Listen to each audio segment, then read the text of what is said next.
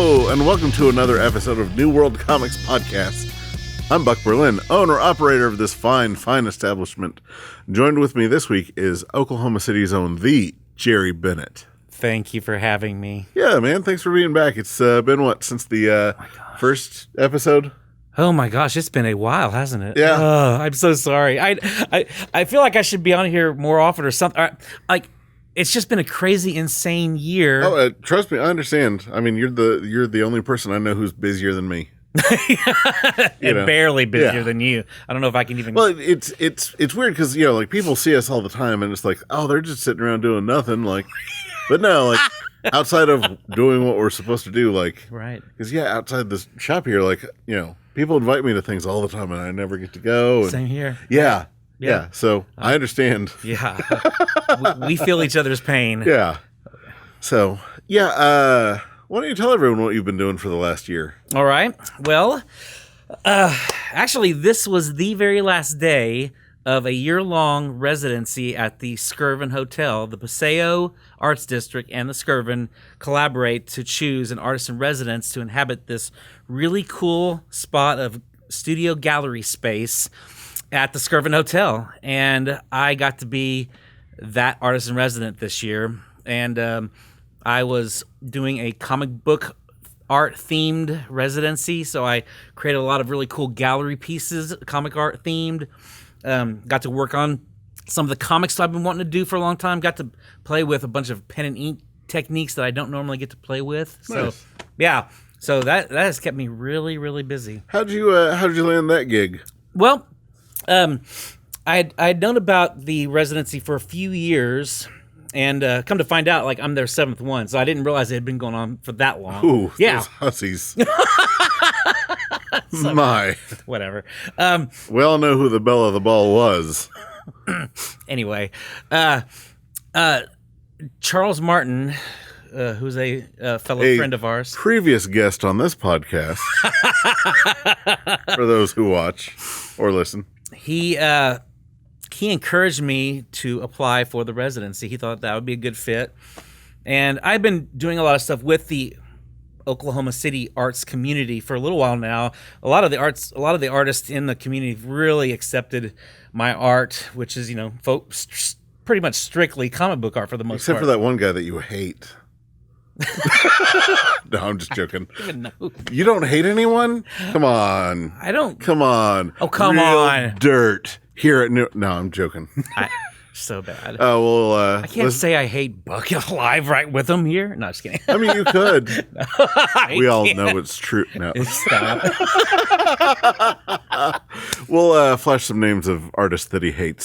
So bad. Anyway, so yeah, I applied. There was this huge application process. I'd never done anything like that before, so it was a really cool experience to understand an artist application. You had to have all these letters of recommendation from art professionals and had to build this little gallery. What kind of art professionals?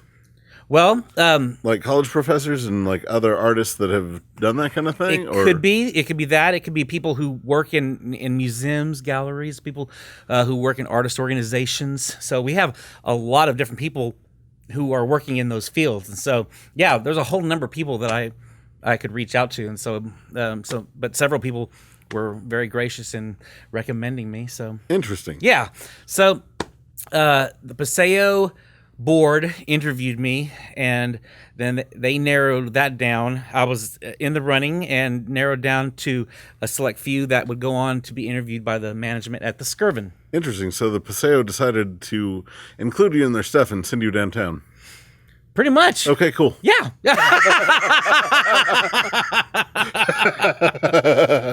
But for real though, the Skirvin and the Paseo, they've all been like hugely supportive, and it's been a fantastic experience. I mean, yeah. I mean, you invited me down a couple times, and it's phenomenal. Thank you. The setup that you have is like just enough gallery space, just enough space to like congregate or teach a class or do whatever. I brought my niece in, and you helped show her, some drawing techniques. That was so fun. It amazing. Thank you. Yeah. And it was great because it allowed me to be able to do different workshops throughout the year, different like little events here and there. Just little. I could even have like little private parties if I wanted, and so I've had different artist groups come in, and had to have just hangouts, with them, and it was Pants great. on head parties. What? Pants on head parties. You just gotta wear someone else's pants on your head. Well, I was never that crazy. Oh, but okay. I guess that option was I'm there. saying if you're throwing crazy parties. The option was there. I just didn't take advantage of it. I mean, it is the Skirvin after all. Yeah, they're out of control. Had to be fancy pants. You see, it's a long way to get there. Well played. Well played. Folks, I apologize. This is going to get real stupid real fast because Jerry and I are such dear friends that this is what we do. We apologize for the next hour. Yeah. Ish. Yeah. Ish.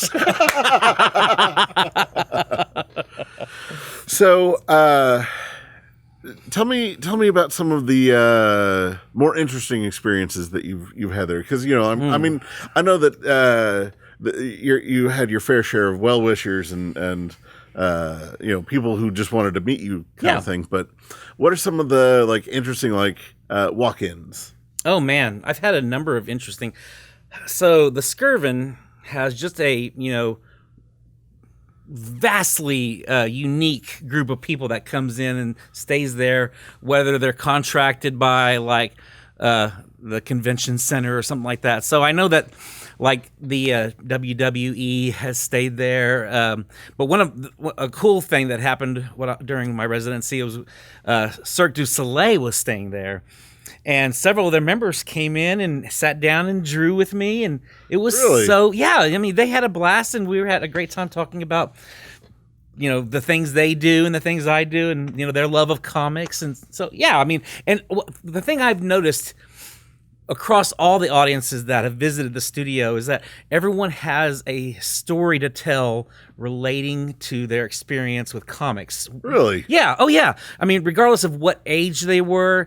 They would talk about how, they would get to read all their grandpa's Archies, or, they collected comics, or they remember going to 7-Eleven and seeing comics. I mean, just a range of really unique stories. And so it was cool to get to meet a whole range of people that have never seen a behind the scenes aspect of creating comics. And so I love getting to show them that process, and a lot of them actually jumped in, and I have all these little activities where you can create your own comic characters with templates that I had built, or little templates for creating your own little short stories, just a lot of different fun things that they could do to learn how to make comic art.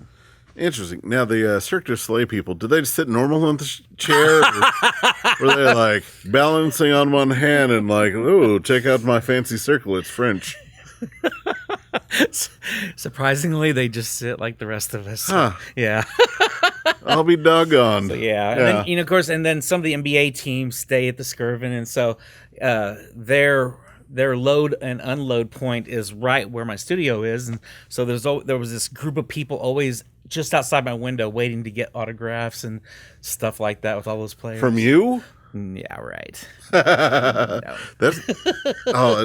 I would have messed with them and just be free autographs inside.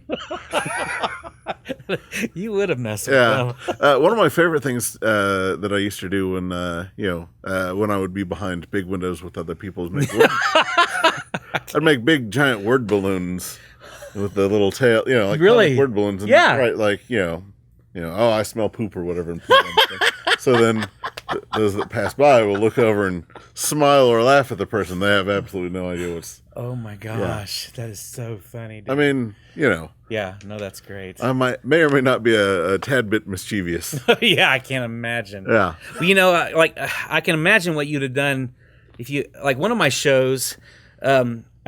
So the Skirvin throws 3 receptions for me throughout the year. Yeah. And one of my shows was specifically designed to look behind the scenes at the steps of creating a comic book, from the writing to the printing, and so one step was, of course, the letters, and the lettering, and the balloons, and so I had made all these blank balloons where people could write their own comic balloons if they wanted. So that gets dangerous. That would have been dangerous if Buck had made that. Yeah, I know better than to invite me there.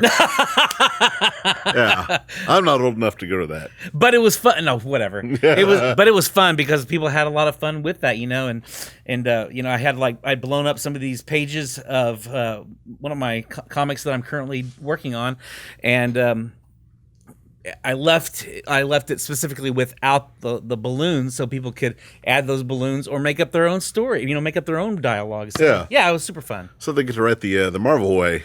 Yes, that's exactly right. Yeah. Yeah, good call. Oh, yeah. Interesting. Did you go over any of that like in your thing and were people just like, wait, they used to do that on the fly? What? I never got to mention that. I talked to some people about that process at different times throughout the year, but I didn't actually get to bring it up at that show. So, but I've talked to people about that, and they're just blown away that kind of comic writing existed. Yeah. Stan would come in and be like, write a story where this thing happens and make a guy named Mysterio, whatever. Yeah. Yeah. And Jack Kirby would plot a story. Basically, he would draw the entire story. Yeah, or Ditko would come up with new gadgets or whatever. Yeah, he'd be like, go make an Iron Man. It's crazy. Yeah. It's crazy. I kind of want to try that, though. I'm down. Okay. Yeah, okay. Man, I'd be scared to hand over Why a story. is everyone so scared? I'm a prankster at heart, but I can be a true business professional. I've seen pictures. I haven't seen pictures. There are articles written about me in various papers and magazines, publications. There are. I've fooled them all. Oh my gosh. So it's been a really cool experience, and I've got a lot of cool work that I got to create. In fact, it really helped me figure out some direction with some of my elevated gallery kind of art that I've been really wanting to produce. And so like what? Well, I've been doing all these Oklahoma City themed pieces or Oklahoma period, having pieces where I would find cool landmarks that I've always enjoyed and putting them in fantastical situations, comic booky kind of. Yeah, where like monsters are coming out. Exactly. One of my popular pieces that I did a few months ago was, the Egg Church, the First Christian Church on Northwest 36th.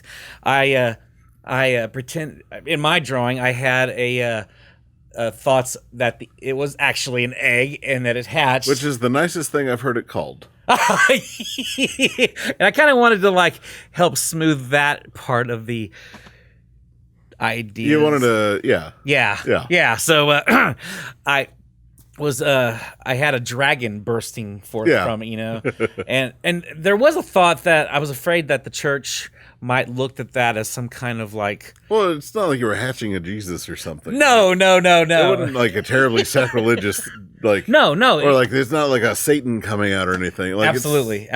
Yeah. Well, but even I think in the Bible, it talks about a dragon. There's talks of dragons, right?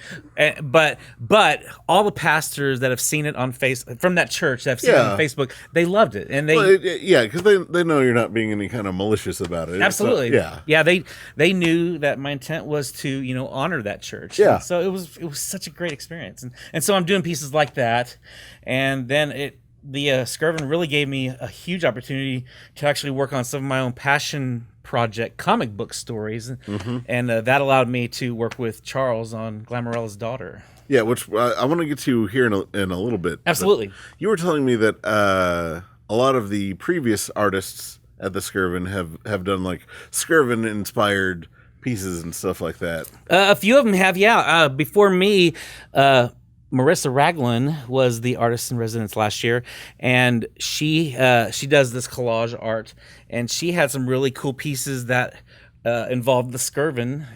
She does a lot of, she'll find a lot of really cool photography, and then she'll make these really great arrangements.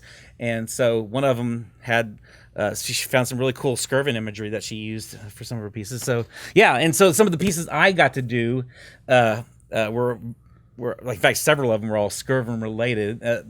The the most popular one was one of the inside the. I don't know if you know the Red Piano Bar. Yeah. Why does it look like I would know about a Red Piano Bar? Why, yes.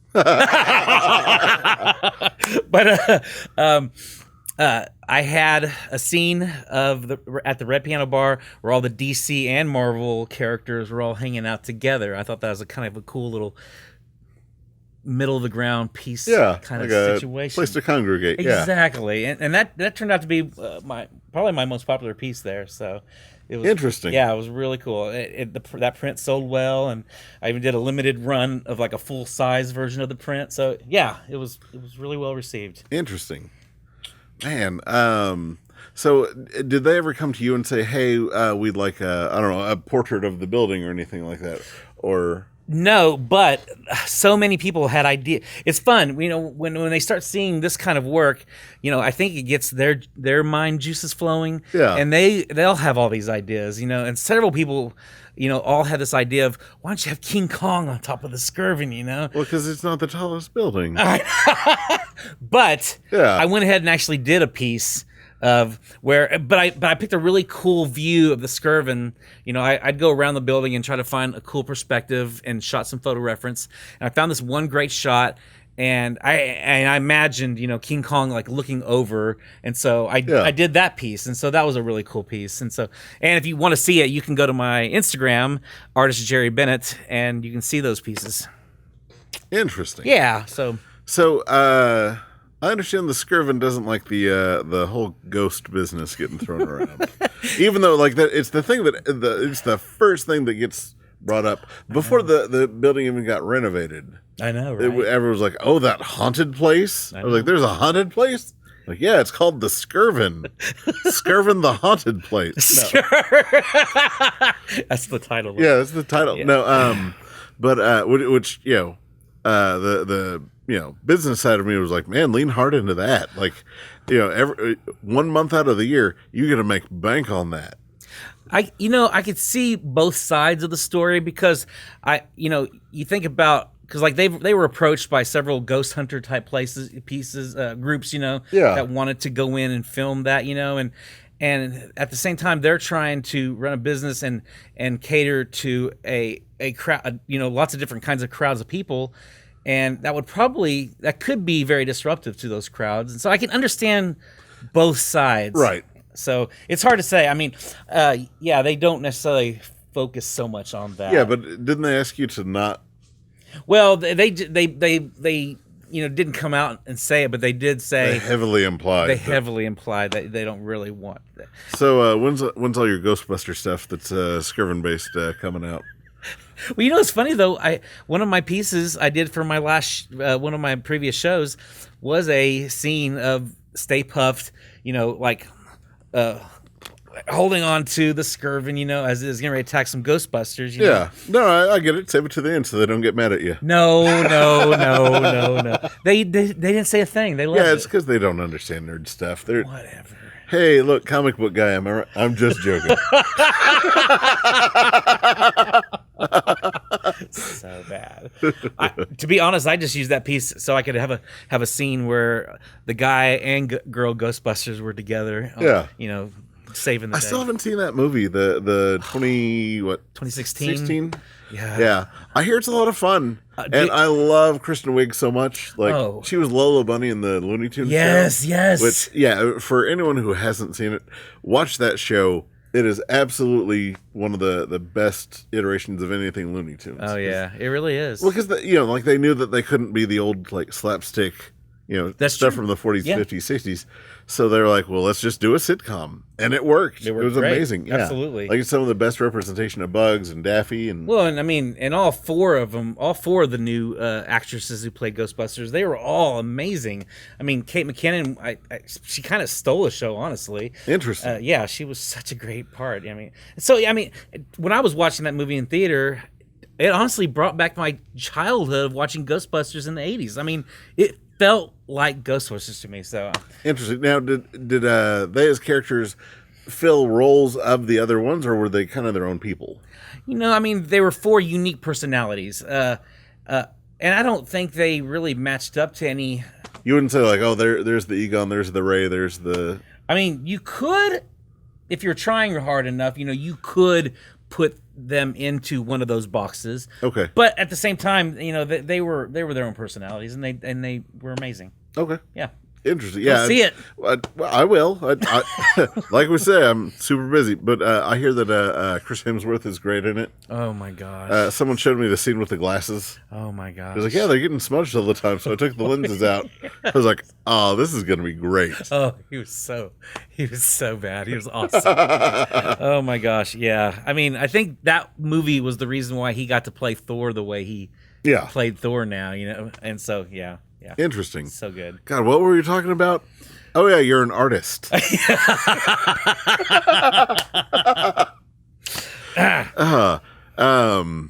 So the Ghostbuster piece.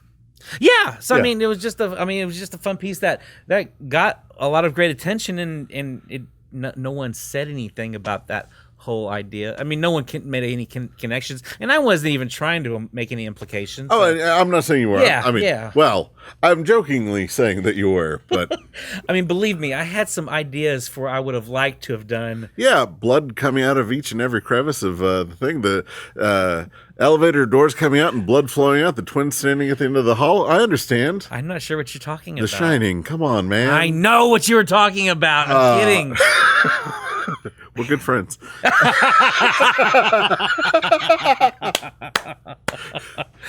Yes. Yes. So, oh my God, how did you not do a self-portrait of you looking through a? Oh my gosh. Yeah. Yeah. Here's Jerry. Yeah. Yeah. No doubt. I mean, there's still time. There's still time. There's always time. Yeah. I always have paper. There's time now. I know, right? It's funny. Like, everyone thinks that now that I'm done with the residency, like I have all this free time, and I feel like I have to like start running faster because I've got so much amazing work in front of me. Talking about the amazing people that I met at the Skirvin, I got to meet a lot of really cool people that are going to be future clients because they have all these ideas that they want to do for any number of merchandise or ideas or art pieces. My favorite of them all was this comic book that I'm going to be working on with the Oklahoma Archaeology Society. That's awesome. So it's going to be like a nonfiction comic about one of the digs in Oklahoma. Was there anything that you had to be a little too nice about? Like, I don't know if I'm quite right for that.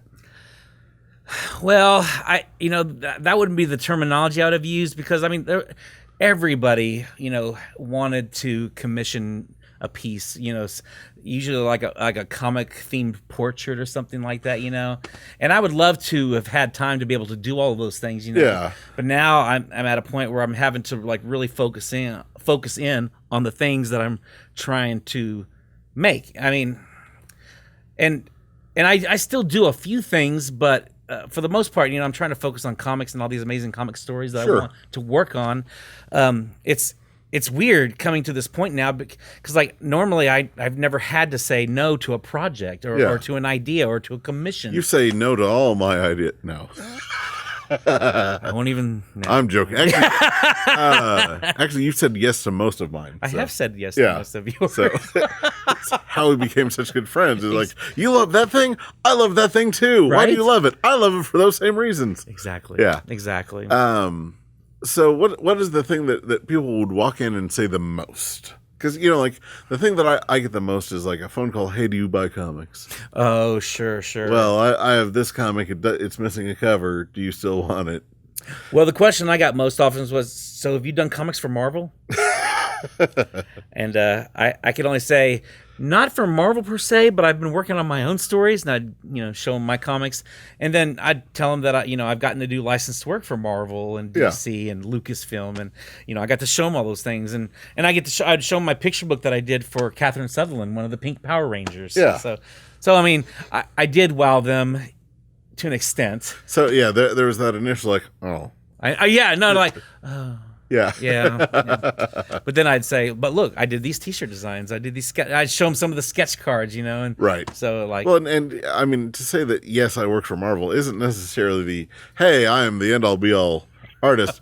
I've seen some of the stuff they've published. Oh. I'm not afraid to throw that out there. Like it's. But there's a certain amount of gravitas. There is. Yeah. There absolutely is. Yeah, there is that feather in the cap, but it's kind of weird because right now it's almost easier and harder to get into Marvel or DC right now. Why do you say it's easier? Because they're putting out so much stuff. There's so many different things that they're putting together, putting out. I mean, DC has True. like their tryout books. They have their Yep. their summer spectaculars, their winter specials, Right. all that stuff where they have just a few pages, and they're willing to try out artists, writers, that kind of stuff. Well, on the same token, though, there's a lot of people that I know that go to San Diego and get to meet with the talent scouts at Marvel. Right, it's one of those where it's meeting the right person, having the right thing. And It is. That's exactly right. Yeah. There's such a timing to all of it still. Well, because I mean, sometimes it's being that guy that already has the thing ready to go. Right. And that's why you got published. That's exactly right. And it doesn't mean that you're getting work further. Like, And we're at a time, we're at a very golden time that comics are like all over the place in a lot of different realms, not just, superhero genre, which is still what most people think of, I think. Yeah. But we have stories that are being published by children's publishing companies for all different age ranges, from, the youngest, like I don't know if you've heard of Dog Man. It's one of the big from the same guy who did Captain Underpants. That's his next big thing. That's like major league. I've called people that, but can't say I've heard You of call that. them underpants? Yeah. Oh, okay. Sure.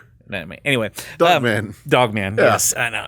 Yeah, I mean it's fascinating because yes, we're in this new golden age of comics, but with all the people that want in, the talent levels that are there, Sure. you would think that we wouldn't have bad comics anymore.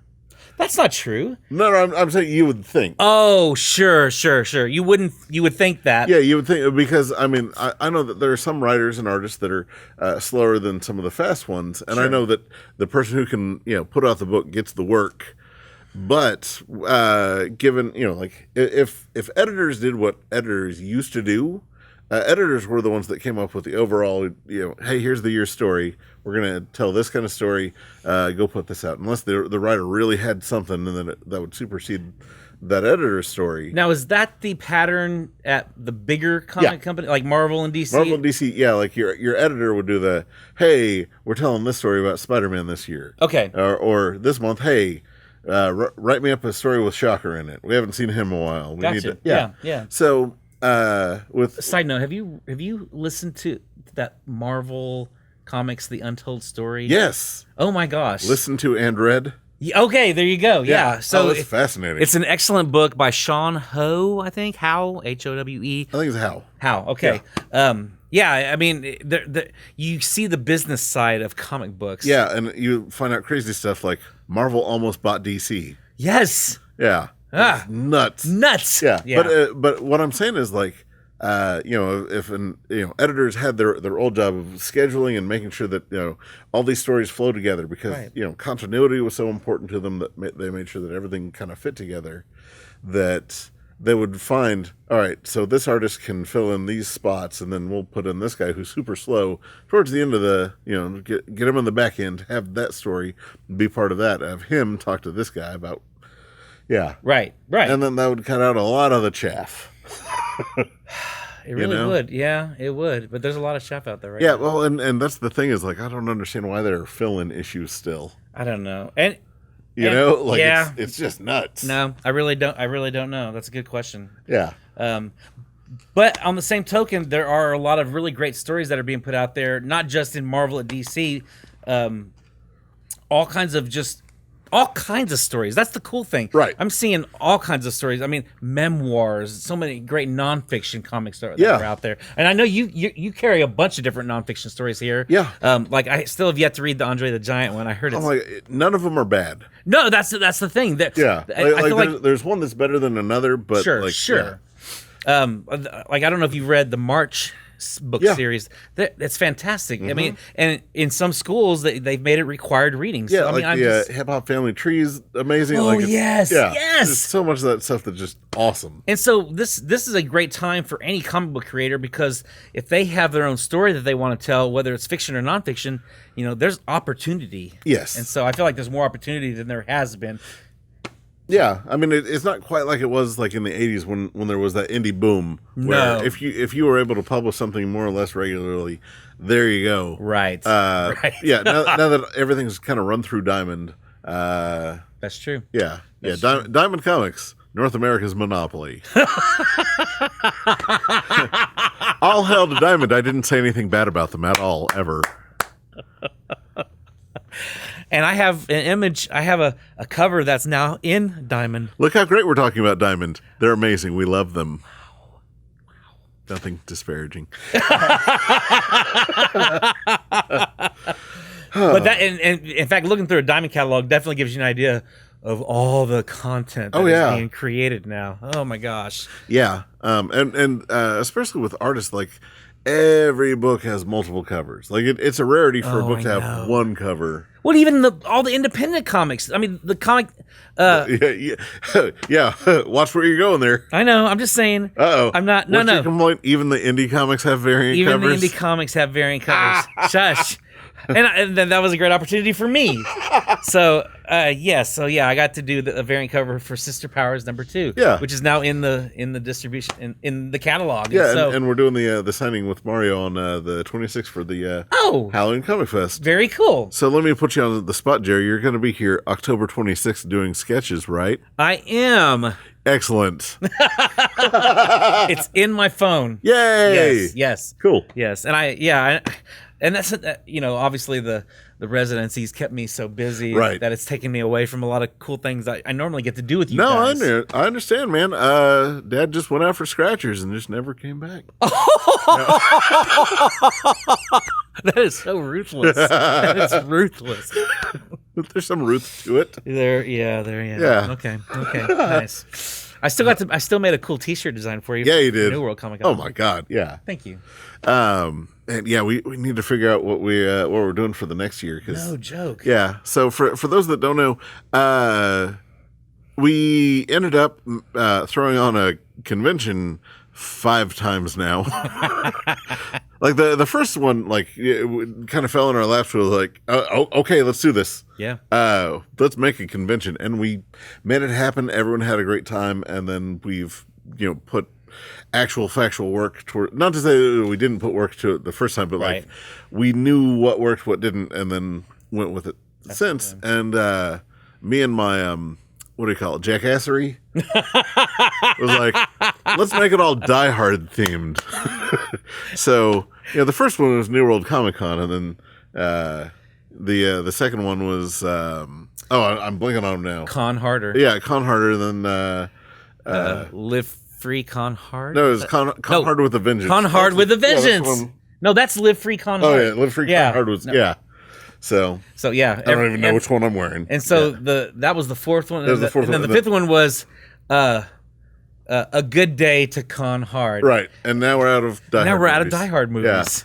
Yeah. I thought Star Trek would be kind of a fun one, although if we did New World Con, the motion picture, everyone would just not understand. I don't think they would get it. Yeah. Yeah. No. I'd have to like do it like specifically like that original movie poster for that idea to get across. Yeah, and then obviously we're doing this so we can get Wrath of Khan. Of course. Yeah. It's the only one that So I'm kind of kind of against that idea. So I don't know. For those that have ideas, come by the shop, tell us about them. Post comments below. Oh yeah. There's a comment section here. So like, subscribe, listen to us on the various platforms of Stitcher, Spreaker, I don't know, SoundCloud. Drew, what else we got? A bunch. And Facebook. Yes. Is this live on Facebook? This isn't live, is it? It's totally live. Oh, nice. Okay. It's not live. Okay. That actually makes me feel better. Yeah, with all those sweary words you were saying. Jerry, what's your favorite swear word? Oh. No, that's not a swear word. That's just you saying, oh, really long. I don't feel like I can open my mouth now because then that's an opportunity for you to beep me out. I don't beep anyone out. Uh-huh. Drew does. He's like marking like, I'll him here and him. Whoa! My God, you're married. That is so wrong. I know. I know. You just gave him all these opportunities. No, you gave him all these opportunities. Oh, crud. I apologize. Again. Yeah, apologize to your wife. Oh, stop it. She's so sweet. She is. She's super oh my gosh, cool. yeah. It's always interesting running into your wife because she's so reserved and like, I don't want to take any of this spotlight. But like whenever you talk to her, like, you know, whenever she understands that, no, you're actually spending time, like she's a hoot. Oh yeah, yeah, absolutely. And you know, her morning coffee mug is the one that Kira made that she bought from her. Oh, yep. That's she has to have that mug. Oh, that's awesome. It is awesome. Cool. So, yeah. Oh man. Oh, speaking of, do you want to plug her business or do you want to like keep that separate from whose? Kira's? Your wife. Oh, Yeah. well, my wife. Yeah. Yeah, my wife. Well, your wife also has an awesome business too. Yeah, cicada songs. Yeah, Exactly. yeah. And my wife has Country Girl Kitchen, which is a home bakery business that she has. She makes cinnamon rolls, amazing breads, dinner rolls. And they're delicious, and the reasons for all of these. Oh, yes. Oh, yes. Yeah. But you can go, yeah, she has a Facebook page. You can go out and check out all that. And yeah, it's amazing. Jerry, I expect my cut right now. Yes. Under the table right now. Yeah. Yeah. As we promised, this got stupid real quick. Yes, it did. All right, let's get back to the Skirvin talk. Just because. Okay. Yeah. Sounds good. So, were there any people that you walked in that you were just absolutely surprised by? Surprised by? You know, like you'd walk in and like, hi, welcome to the Skirvin. Oh no, I'm gonna get someone to ask, hey, draw me. Isn't this funny?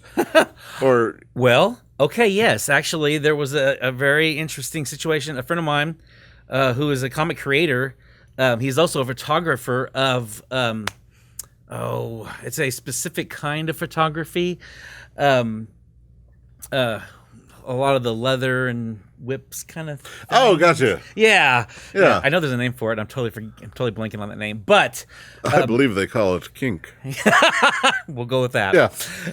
No. So he was photographing a model that flew in from I want to say Sweden or another country, regardless. I mean, it works because I was just going to start throwing out countries, but yeah. Thank you. Yes. Yeah. Liechtenstein. But she wanted me to draw her as a superhero, you know, and like with her, she had this really unique outfit that she was wearing, More or less. and honestly, it felt like a 90s X-Men.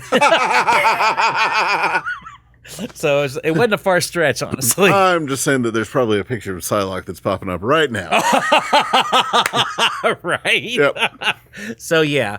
So I, just for fun, I went in and drew it. You know, it's just So it's something that it's someone I don't meet on the streets every day, and so it was a unique situation. Cool. Yeah. I've met a lot of, like I said, a lot of unique people, and a lot of people that just come off the street that live here in the city that'll come in and see all the work because I leave the lights on when it's closed, and people could see all the artwork, and so people would come in based on those experiences. And so, yeah. Did you ever unlock the thing and see like face prints up against the glass? You know, I never looked at it. I wish I had looked because I know people are looking, but I don't know if they're like sticking their face and, you know. I know I did. Yes, you did. Yeah. Yeah, you're never too old to stick your face on glass and just blow and make your mouth big. So, Oh gosh, yeah. Show everyone your nostrils. There was a unique situation with this one homeless lady. Yeah.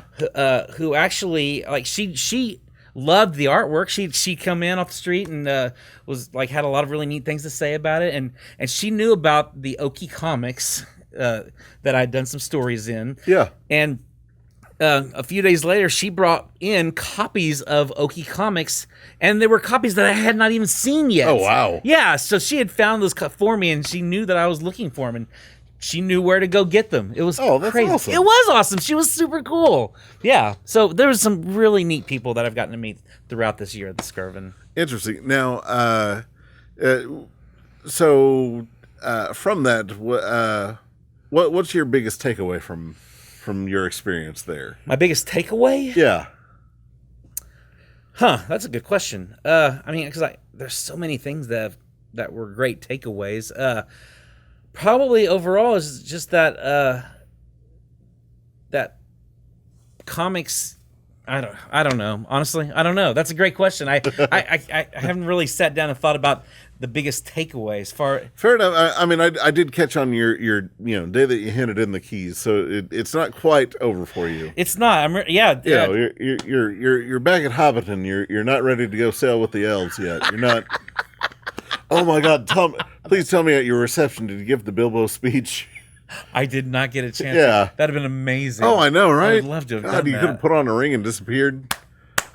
God. That is awesome. I am the worst friend. I should have. No. Yeah. No. Oh, that would have been. That would have been actually really good. Yeah. They would have been so upset with that speech. I wonder how many people would have even got what's going on. I mean, with your crowd, half of them. That's true. Yeah, unless it was more Skirvin crowd than a third of them, but. Right. Yeah. And there was a big Skirvin crowd, and there was like a huge conference that was going on, and so half the people at that conference was at the reception too. So it was cool. Yeah. So I don't know. Big takeaway was that it just cemented where I feel like my direction in my career is going. Because it opened up a lot of doors for me and the things that I really, really want to focus on, and really showed me some things that I had wanted to try that turned out to be really cool, and so I'm going to really focus on some of those. So, I really want to know about what started this Glamorella, Glamorella's daughter. Like, where? So, obviously, this was all during your Skirvin time. So, did you come up with the idea? Did Charles come up with the idea? Like, what was the impetus of this project? Okay, so I've had the story in my head for a long time. I've had it for several years. I always envisioned this mother-daughter relationship, and the mother was a superhero, and the daughter was like kind of the opposite of. In fact, in my initial ideas, she was a little overweight, but she was smart. She was very mechanically inclined. And I envisioned her saving, her mother from some unique situation where only she could, intervene with mechanics or something, And that was my initial idea. I had tons of notes, but I could never write the script the way I felt like it deserved. Yeah. And so Charles Martin, who I've done several short stories with previously, and I just love his comic writing. I mean, his novel writing is great too, but I've always appreciated his comic book writing. And we had been wanting to collaborate on a bigger project. And so when I showed him all my notes, he was super stoked about it. And so he started, pumping out all these amazing scripts. And he added, so for those who don't know what Glamorella's daughter is, the story is about a girl named Comet, about 10-year-old, 11-year-old, whose mother is the defender of Earth, and she is the Superman, for lack of a better. Yeah, no, she's the Superman of this world, and Comet has autism, and is a voracious reader. Is a very private person. Doesn't enjoy the celebrity lifestyle that Glamorella inhabits. And so it's about their relationship and how they try to understand each other amidst all the adventures. And so the aspect of autism was actually Charles's idea, and it made for a really great layer of story. And I was a little hesitant, but the only reason that I was very confident at going forward with that idea was that Charles knows very personally knows what it's like to be a parent of someone on the spectrum. Why were you hesitant? Well, I didn't want it to come across as what's the term? Like I didn't want to look for just something for the sake of, You didn't want to look like you were just capitalizing on a... Exactly. Okay. Yeah. Yeah. But my heart has always been with the autism community. Like I've gotten to do a lot of really great projects with Autism Oklahoma. Yeah. Got to help them with an animated film that won, at film festivals. Yeah. And it was a fantastic experience, Well, and we would be amiss to not mention Jonathan Kelsch. Oh, yeah.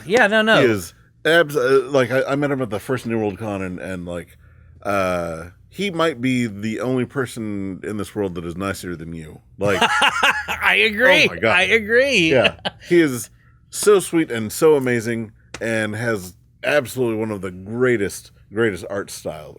Several art styles. He does. Like, yeah. I mean, to say he has one art style is, He's one of the most talented guys I've ever known. Right. And his stuff is so unique and gorgeous and beautiful. It makes you just want to punch him, right? Yeah. God, no.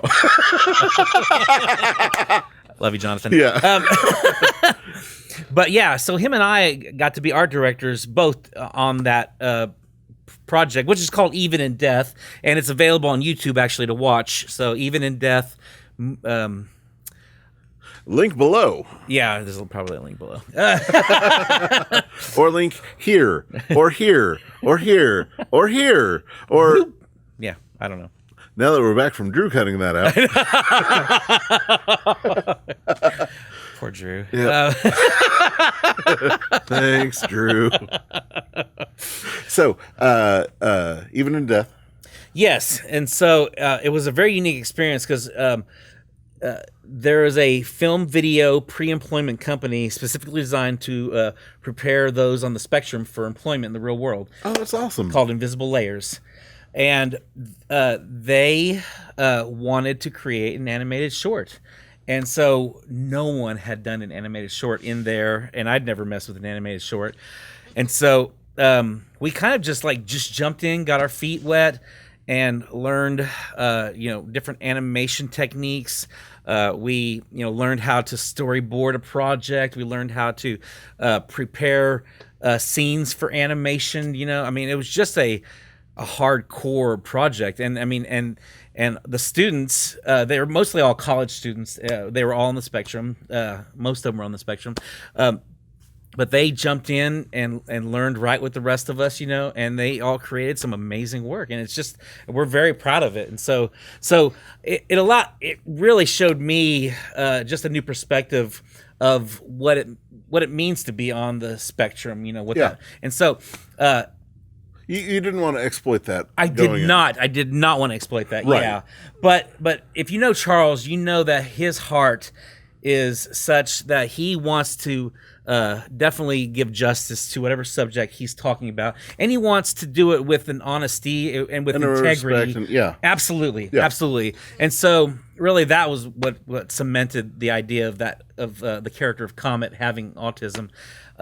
And he created a really great cast of characters surrounding the story. It's honestly one of the I don't want to say the best things he's done. It's one of the most succinct things he's done. Okay, yeah. Because since he's master of his own domain, typically, sure, he gets to take his time to do whatever he wants to get whatever point across, or he's writing a story that is specifically this. Whereas with this story, he knows that there is a finite or an infinite place to go with this. Oh, absolutely. So, it's everything that needs to come out now has to come out at that moment. And what's funny is I envision this to be like a single graphic novel, maybe 6 or 7 issues, and he came and had this fantastic new world that he opened up that allowed for so much story, so many arcs of story, and it's just fantastic. And so I'm super stoked at all the scripts that I've read, and just excited to get cracking with the next issues. And so that was another reason I am bittersweet about the end of the residency at the Skirvin, but it's allowed me to be able to really just jump into future issues of Glamourella. So, yeah.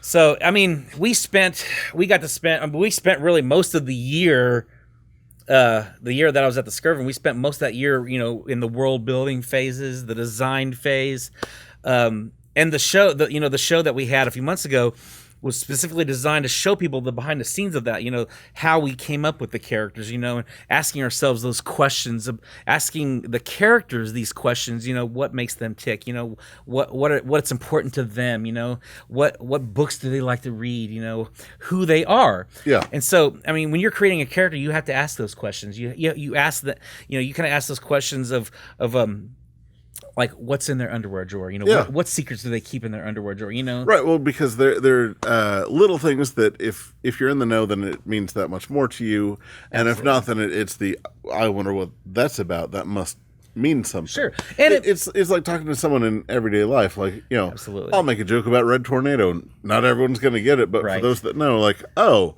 that's the kind of comic fan he is. Absolutely. Yeah. Absolutely. Yeah. And it defines that person. You, like, if you're a Red Tornado fan, then you kind of understand already just by that bit what kind of comic book collector they are, the kind of comics they've been reading and like to read. And Right. these are the things that you have to ask your characters and understand who they are and what they enjoy, what they do, what they eat, how they dress. Yeah. And it makes them a well-rounded personality. So, and without that, you just don't have a really great story to, no matter how good the plot is, without a good character to help carry that and guide that. Right. Yeah. Yeah, and you need to make sure that the character is super likable, but not too like Mary Sue. Sure. Sure. Can't like everyone. Can't be. Right. Yeah. Yeah. And so there was great opportunities in this story because of the opposites aspect of Glamorella and Comet.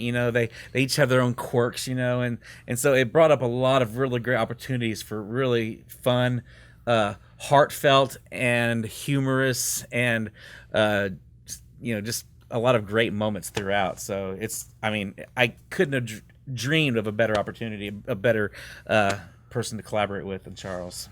Nice. Yeah, absolutely. Man, that is fan-freaking-tastic. Yeah, we're stoked about it. So yeah.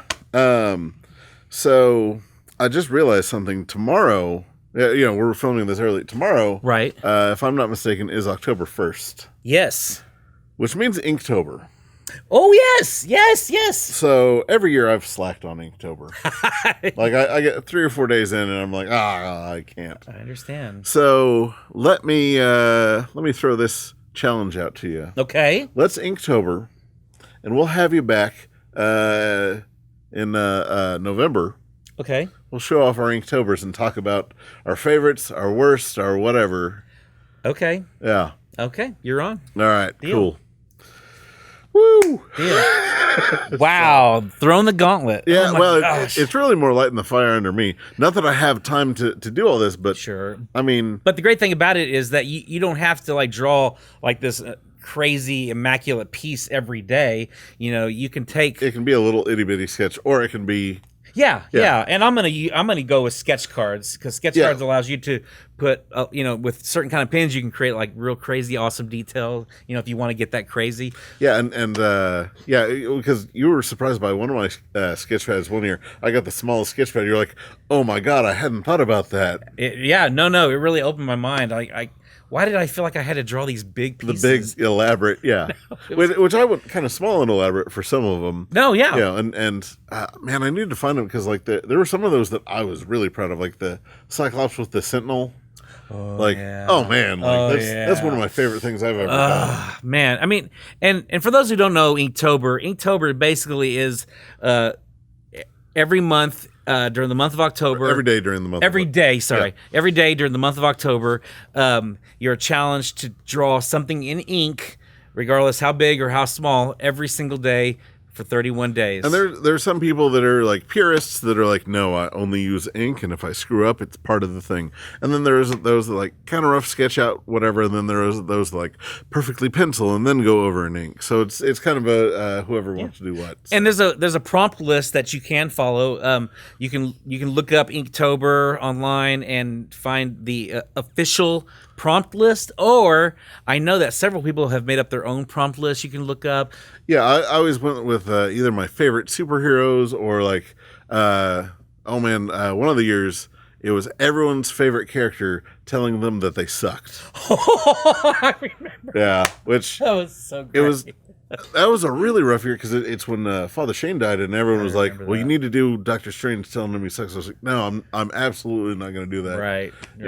Yeah. So, but that was such a good. I mean, it was such a great, fun idea. oh yeah, my favorite was getting Godzilla to say in kanji, "George sucks." Yeah, that was great. Yeah, he said it was one of his favorite things he's ever got. Like, yeah, Sam's Bird on a Wire with Nightwing. That's right. Oh my god, it was so much fun. That was fun. I think I still have it. Yeah, it all. Which the thing is, it all stemmed from Mitchell, who was up here, was talking about Beta Ray Bill being his favorite character, and he just kept whining about something. So I drew Beta Ray Bill and wrote Mitchell sucks. I think I remember that. Yeah, and oh then my gosh. yeah, and then it's really interesting seeing the progression of style and competence throughout the month of, okay, well, here's your first one, here's your last one. You know, look at what doing something for a solid month did. Seriously. Yeah. I mean, it puts you in a mindset and develops that mindset and gets you more comfortable, doing that. So yeah, you definitely see a progression of quality each day. So yeah. So yeah, I'll come up with something. Okay. Yeah. Yeah, I'd known about it. I had been thinking about it. I have several different prompt lists I was looking at, but I never made a full decision. How's this? No prompt list. We make our own. Okay, that sounds great. Yep, it's our favorite things. Ooh, maybe I should do like 31 Spider-Man poses or something. Or how about your 31 favorite Spider-Men? Oh my gosh. And there's like so many spider people. Oh yeah. My gosh. See, as I'm saying this, it's are there enough different horror movie characters that I love? Or what I think I might try to do is just, favorite characters again. Yeah. I love so many different characters. Like, it's one of those where someone says, "Hey, who's your favorite character?" Oh, well, these people are my favorite. And then you come across something like, oh, look, Toxic Avenger. He's my favorite. But wait, I thought Zatanna was your favorite. She's my favorite too. We have all the favorites. Yes. They're all favorites. So many favorites, it's not even funny. Absolutely. It's unfair to someone because somewhere someone doesn't have a favorite because I've taken it.